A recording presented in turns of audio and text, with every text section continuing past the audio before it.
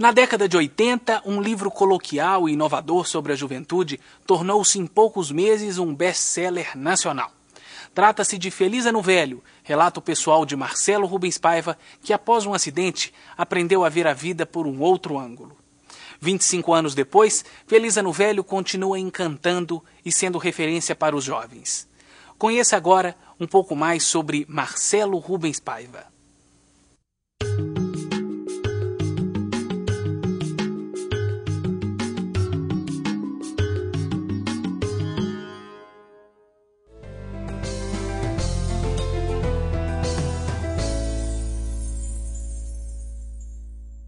Bom, Feliz Ano Velho foi lançado em 14 de dezembro de 1982, uma data que coincidiu, eu não me lembro agora exatamente se coincidiu ou não, mas foi exatamente o dia, 3 anos depois do dia em que eu sofri o acidente, que foi no dia 14 de dezembro de 1979. Eu acho que foi uma coincidência que eu marquei o lançamento do livro na mesma data, sem me tocar dessa coincidência. E é um livro que não teria existido talvez se eu tivesse sofrido este acidente, porque dentre as várias pretensões que eu tinha, como todo jovem brasileiro de classe média alta, com uma certa formação intelectual, que prioriza, a literatura, a cultura. Eu tinha planos de ser ator de teatro, tinha planos de ser músico, fazer letras de música, tinha planos de ser um ecologista, mas na minha época, jamais um jovem de 20 e poucos anos de idade seria um escritor. Nem teria uma editora que se interessasse em escrever esse livro. E vários elementos foram coincidindo até a formatação dele. Em primeiro lugar, por causa do acidente, eu tinha que fazer reabilitação física com máquina de escrever. Que, na época, os paraplégicos, os lesionados medulares, eles tinham como uma profissão possível a de digitador. Aliás, acho que até hoje ainda é um pouco assim. Tem o dos telemarketing também, Mas na ACD, onde eu fiz reabilitação física, a terapia ocupacional era pegar uma máquina de escrever e ficar digitando. Uma forma até de exercitar o bíceps, o deltoide, o tríceps. E de procurar uma carreira nova, porque eu era então um estudante de engenharia agrícola da Unicamp e tinha certeza que como paraplégico eu jamais seria capaz de exercer minha profissão, dado em vista que não existem pastos adaptados para cadeiras de rodas. A inclusão social não chegou ainda no campo do Brasil.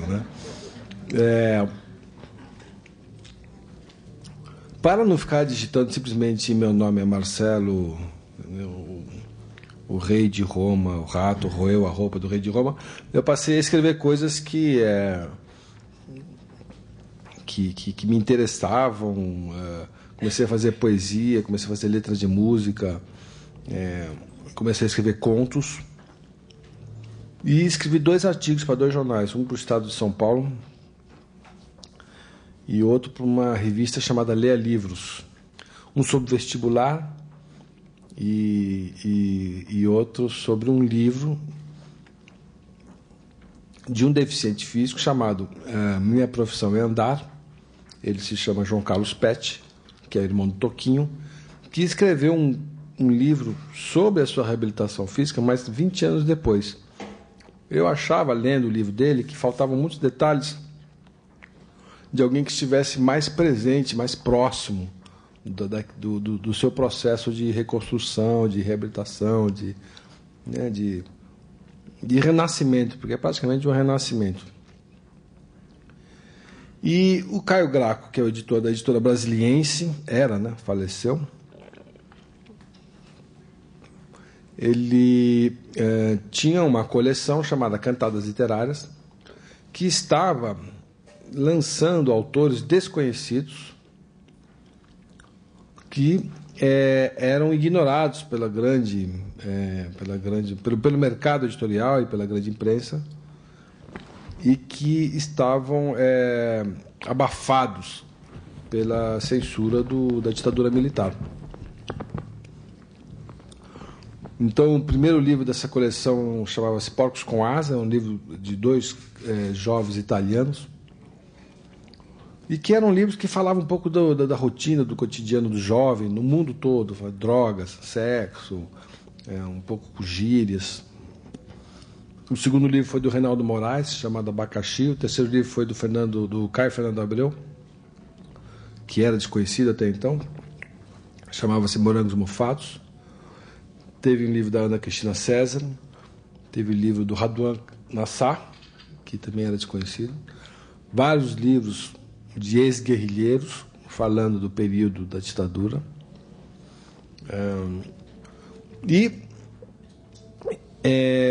O Caio Graco, que era amigo da minha família, ele me encomendou o Feliz no Velho. Ele olhou para mim e falou: por que você não escreve um livro sobre aquilo que está te acontecendo agora? E eu fiquei um pouco agradecido pelo convite, mas achei que não tinha a menor condições de escrever um livro. Eu não era um escritor, eu era um moleque, eu era um roqueiro, um ator de teatro.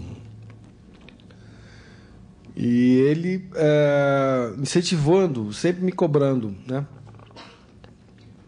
Até um dia que o Luiz Travassos, que era um ex-presidente da UNE, que foi exilado e voltou ao Brasil deslumbrado, não voltou como Zé Dirceu, voltou um pouco mais pé no chão, falou para mim que se eu escrevesse, ele escreveria o dele. E nós trocaríamos, né, os originais, enquanto ele ia escrevendo, eu ia escrevendo. Aí eu me sentei um dia e escrevi, e pensei da seguinte maneira: eu gostaria de escrever um livro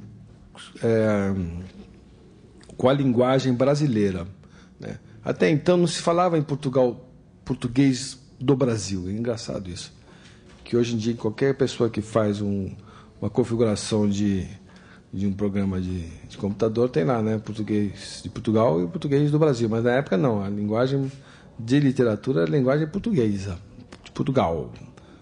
E eu sempre, como um pseudo-intelectual, poeta, músico, letrista, sabia que a distância que havia entre o que nós falávamos e o que era dito em Portugal era gigantesca.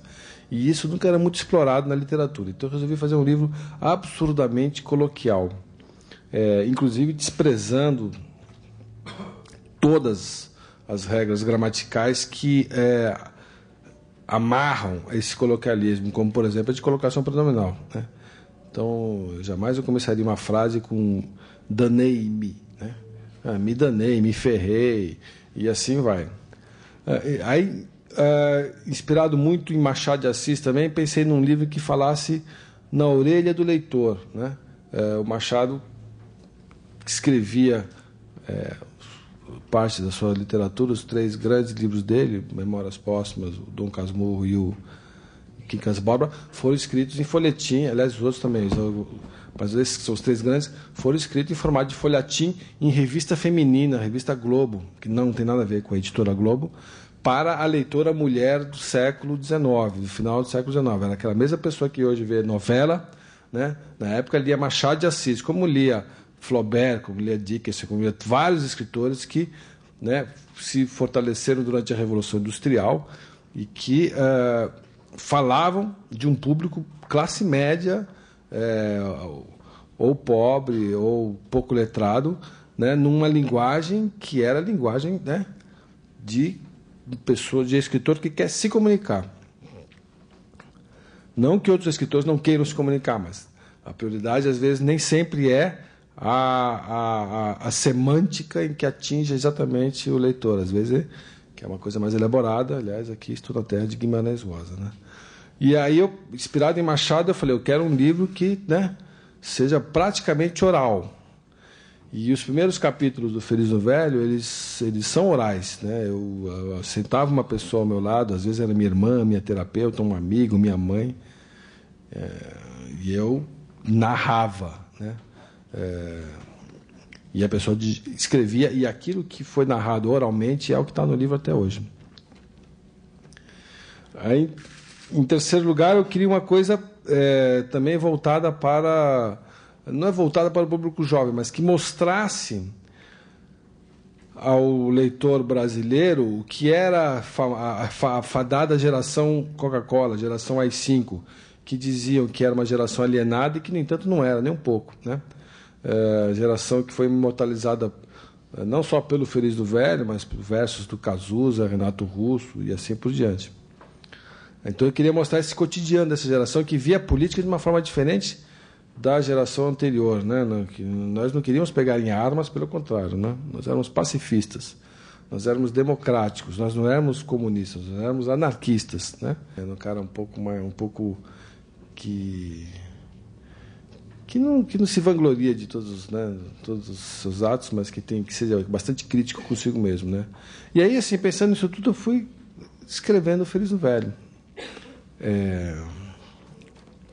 Interessante porque não tinha nenhum método elaborado de uma narrativa planejada, né? Eu escrevia o presente, então eu começo com o meu acidente, depois eu falo, opa, preciso me introduzir. Aí eu falo da minha família, do meu passado, eu falo, estou meio de saco cheio de falar do meu passado, vamos falar do meu presente. Aí eu volto, falo do hospital, falo, estou um pouco cansado de falar do hospital, vou falar do meu passado.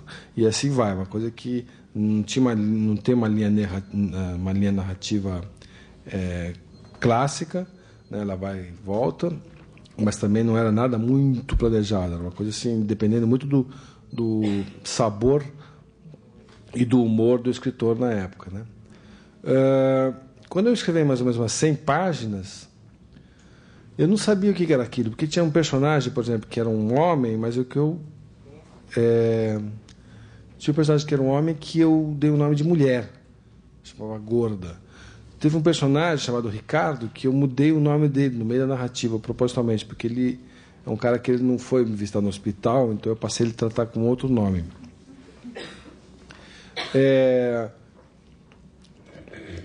Diante daquele material de 100 páginas, eu liguei para o Caio Graco e falei, olha, você me quer encomenda que você me fez?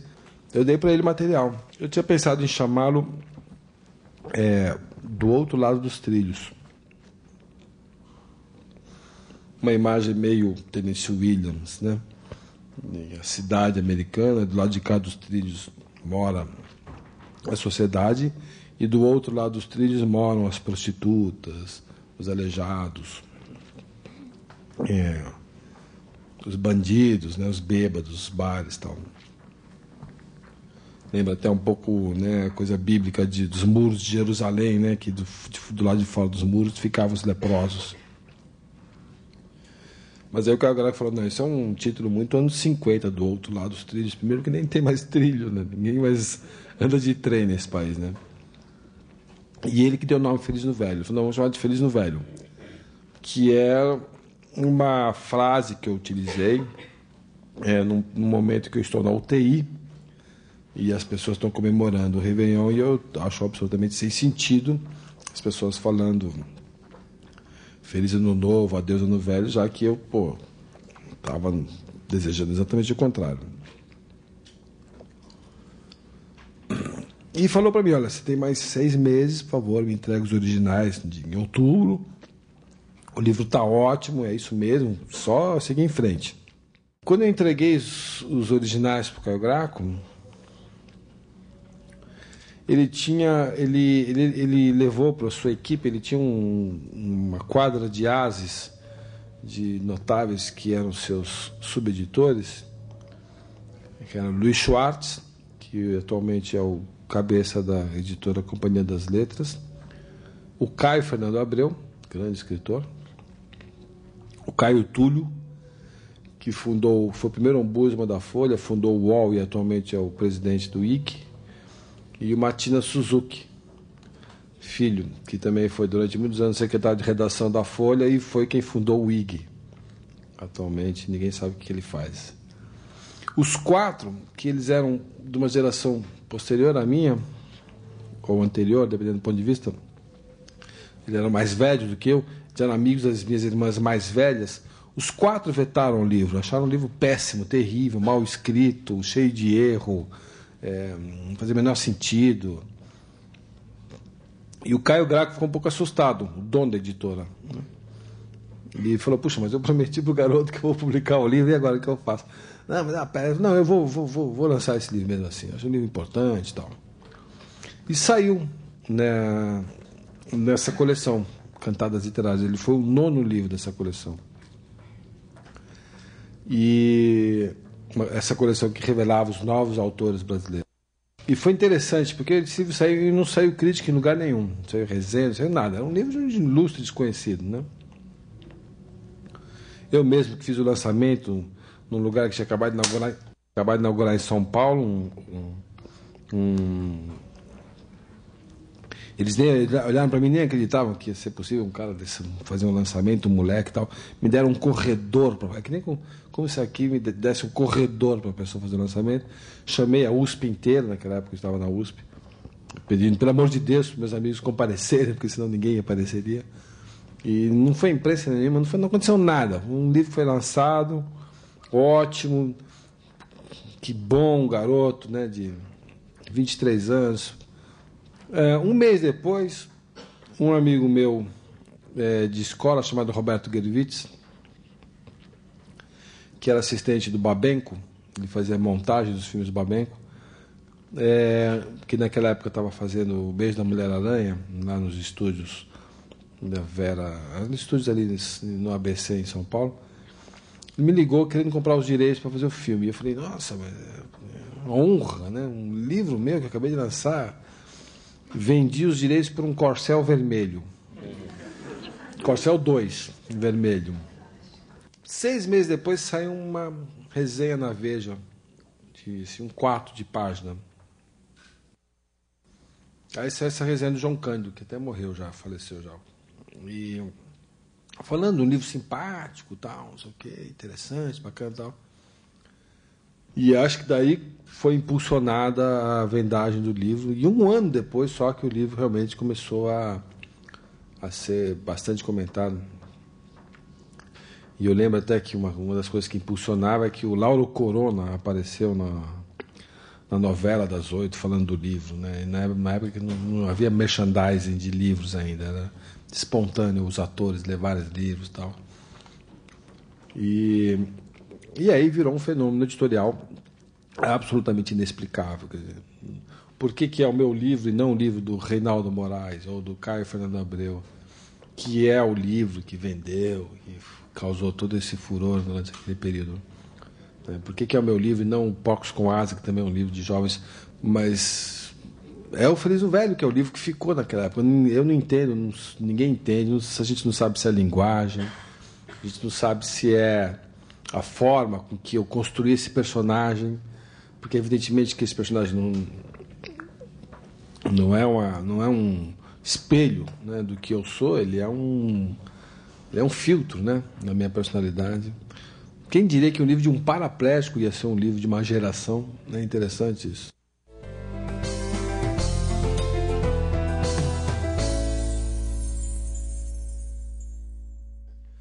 Aí 4 anos depois eu publiquei um segundo livro que não tem absolutamente nada a ver com o Feliz no Velho, que é o Blackout, que é um livro de ficção inspirada no neorrealismo. Tem muita gente que fala que é inspirada em ficção científica, mas para mim é mais inspirada no realismo fantástico. E que decepcionou parte do público que esperava, né, eu falando as mesmas coisas, mas que para mim era aquilo que eu queria fazer e bom, até hoje é aquilo que eu, né, me dedico mais, que é a ficção. Consciente de que é muito difícil você separar a ficção da realidade e a realidade da ficção. Quer dizer, existe muito de ficção na biografia, na autobiografia, já que a gente inventa um personagem, aquilo não sou eu, aquele narrador é um narrador criado, né, para narrar. E na ficção ali muito da minha própria personalidade, dos meus amigos, do que eu escuto, das conversas que a gente lê por aí. Então, a partir depois, 4 anos depois, eu escrevi o meu terceiro livro, que chamava O Abrali. Aí eu entrei para o teatro, aí fui publicando um livro a cada 4 anos, um livro de ficção.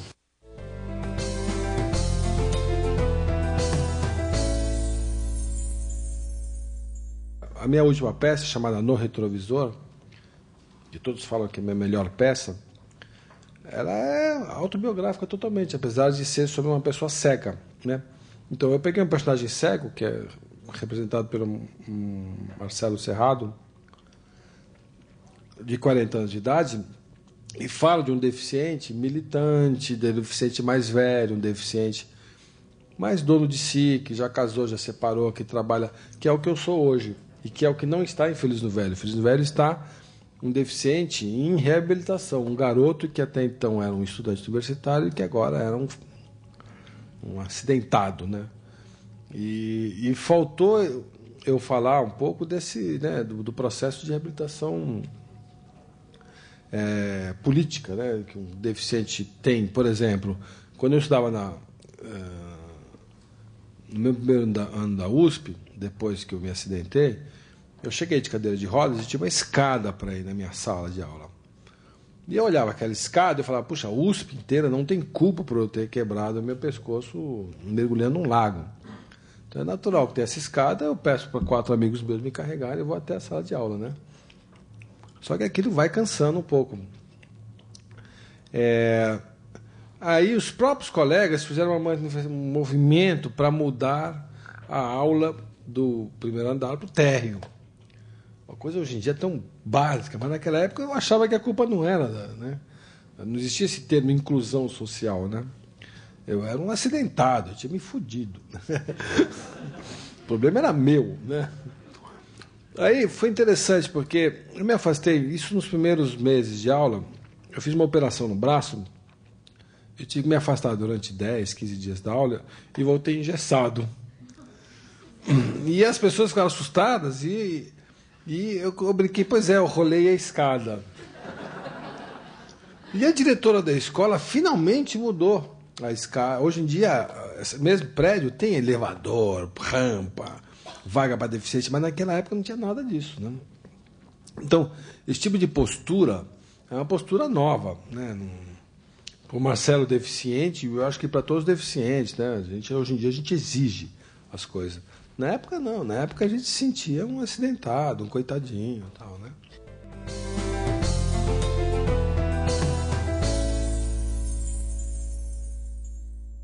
A minha obra teatral, ela começa logo depois do blackout.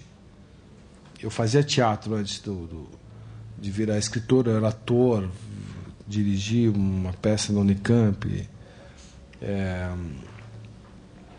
mas tinha plena consciência de que era a coisa mais difícil do mundo é você escrever a peça de teatro.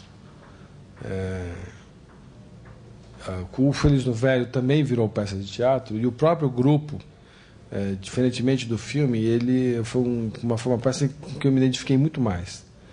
A peça representou o Brasil em vários festivais, Nova York, foi para Cuba, foi para Porto Rico. Uma peça que foi montada em Portugal, foi montada em Buenos Aires. Diferentemente do filme, foi uma peça que realmente teve também a sua importância no momento teatral brasileiro. E aí o grupo me pediu um texto. O grupo era a Denise Del Vecchio, a Lilian Cabral, o Paulo Betti, o Marcos Frota já não estava mais, o Adilson Barros, o ator falecido Adilson Barros. E nós começamos a fazer uma pesquisa sobre suicídio. E aí eu escrevi e via que eu não sabia escrever para teatro. E fiquei desesperado, porque eu era apaixonado pelo teatro.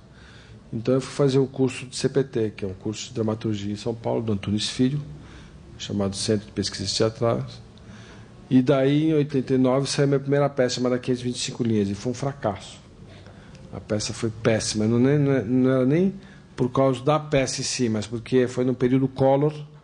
Então as pessoas não iam ao teatro, as pessoas não tinham dinheiro para ir ao teatro. Então nós tivemos que parar a peça no 4º mês. E fiquei um pouco traumatizado, e só em 96, quase 10 anos depois, escrevi uma peça nos Estados Unidos, chamada E Aí Comeu. E eu fiz essa peça de 3 caras, um solteiro, um casado e um recém-separado, que falam de mulher de um jeito bastante entre aspas, escroto, né? Mas que, no fundo, o casado ama a mulher dele, o separado quer voltar para a mulher que o largou, e o solteiro chora o dia inteiro, falta de um grande amor, né? Então são 8 personagens femininos, todos eles representados por uma menina, por uma atriz só, que era a Bianca Byton. Naquela brincadeira de todas as mulheres são iguais, entendeu?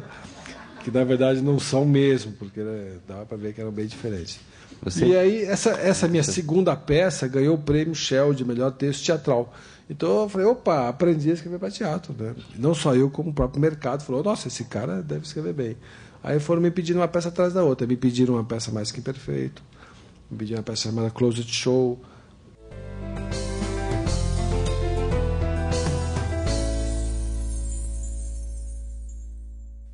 Olha, ontem eu fui almoçar com os amigos meus anarquistas mesmos.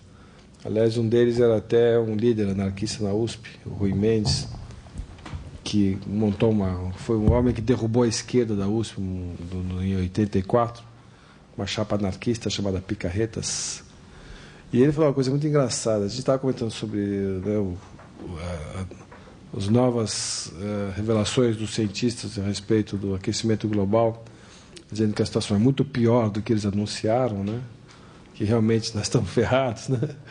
E esse meu amigo, ele fala assim, eu acho que a gente tem que se fuder mesmo, acabar com a raça humana, a gente estragou com esse planeta.